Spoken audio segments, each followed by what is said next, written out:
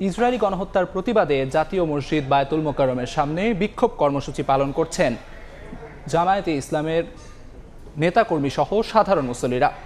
সেখানে আছেন সহকর্মী তোহা খান তামিম। সরাসরি যাচ্ছি তার কাছে। চলছে গণহত্যা চলছে, তার প্রতিবাদে তারা দাঁড়িয়েছেন এবং বিক্ষোভ কর্মসূচি পালন করছেন। একটু দেখাতে চাই, এখানে জমিয়তে উলামা ইসলাম বাংলাদেশের উদ্যোগে এখানে তাদের যে সমর্থকরা রয়েছেন, নেতাকর্মী রয়েছেন, তারা তো রয়েছেন, পাশাপাশি সাধারণ মুসল্লিরাও কিন্তু এখানে রয়েছেন। পাশাপাশি ভারতে বিতর্কিত যে ওয়াকফ বিল পাস ও মুসলিম অধিকার খর্ব করার যে প্রতিবাদ, সেই প্রতিবাদে কিন্তু তারা করছেন। এই দুটো বিষয়, অর্থাৎ গাজায় বর্বরোচিত গণহত্যা এবং ভারতের বিতর্কিত ওয়াকফ বিল পাস ও মুসলিম অধিকার খর্ব করার জন্য যে প্রতিবাদ, সেই প্রতিবাদ কর্মসূচি তারা চালিয়ে যাচ্ছেন। আমরা দেখতে পাচ্ছি যে এখানে জমিয়তে উলামা ইসলামের যেই ঊর্ধ্বতন নেতারা রয়েছেন,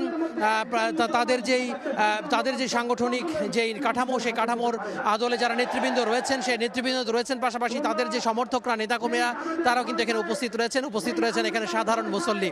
তারা বলার চেষ্টা করছেন যে এই যে ইসরায়েলের যে গণহত্যা চালাচ্ছে, বর্বরোচিত হামলা চালাচ্ছে, মানবাধিকার লঙ্ঘন করছে প্রতিনিয়ত, বিশ্ব বিবেক কিন্তু চুপ রয়েছে, জাতিসংঘ চুপ রয়েছে, বিশ্ব মোড়ল যারা নেতৃবৃন্দ যারা রয়েছেন, বিশ্বের যারা নেতৃত্ব দিচ্ছেন, তারা কিন্তু চুপ রয়েছেন। তারা এই মানবাধিকারের তারা কিন্তু কথা বলছেন না, মানবাধিকারের পক্ষে কথা বলছেন না। তারা বলছেন যে এই গণহত্যা অবিলম্বে বন্ধ করতে হবে, না হলে বিশ্বব্যাপী যেই গণ আন্দোলন শুরু হবে, যে জনবিস্ফোরণ শুরু হবে, সেটির কারণে বাধ্য হবে আসলে ইসরায়েল তাদের যেই অপকর্ম, সেই অপকর্ম আসলে বন্ধ করতে।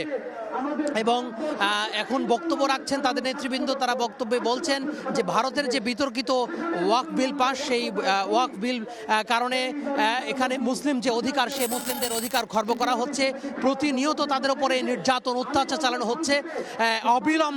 অবিলম্বে ভারত সরকারকে এই নির্যাতন, নিপীড়ন, বিশেষ করে মুসলিম সম্প্রদায়ের উপরে নির্যাতন, নিপীড়ন বন্ধ করার জন্য যেই কথা এবং যেই পদক্ষেপ, সেই পদক্ষেপ নেয়ার কথা তারা বলছেন।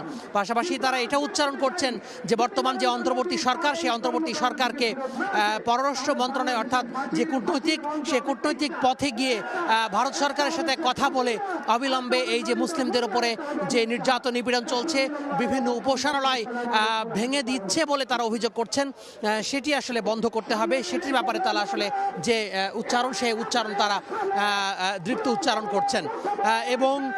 এবং এই যে প্রতিনিয়ত গাজায় মানবতা ভুলুণ্ঠিত হচ্ছে, প্রতিনিয়ত নিরীহ যে শিশু, নারী, পুরুষকে হত্যা করা হচ্ছে এবং নির্বিচারে গুলি করা হচ্ছে, এবং এই যে বিশ্বের মানচিত্র থেকে ফিলিস্তিনকে যে মুছে ফেলার যে ষড়যন্ত্র, গাজাকে মুছে ফেলার যে ষড়যন্ত্র প্রতিনিয়ত তারা করছেন, সেটির ব্যাপারে তারা আসলে প্রতিবাদ করছেন, যাতে করে এই ঘৃণ্য তৎপরতা, যাতে করে এই বর্বরোচিত হামলা থেকে বিরত থাকে ইসরায়েল এবং ইসরায়েলের প্রধানমন্ত্রী সহ যারা এই হামলার পেছনে দায়ী, তাদের যে বিশ্বের যে আদালত, সেই আন্তর্জাতিক আদালতে গিয়ে তাদের বিচার দাবি করছেন।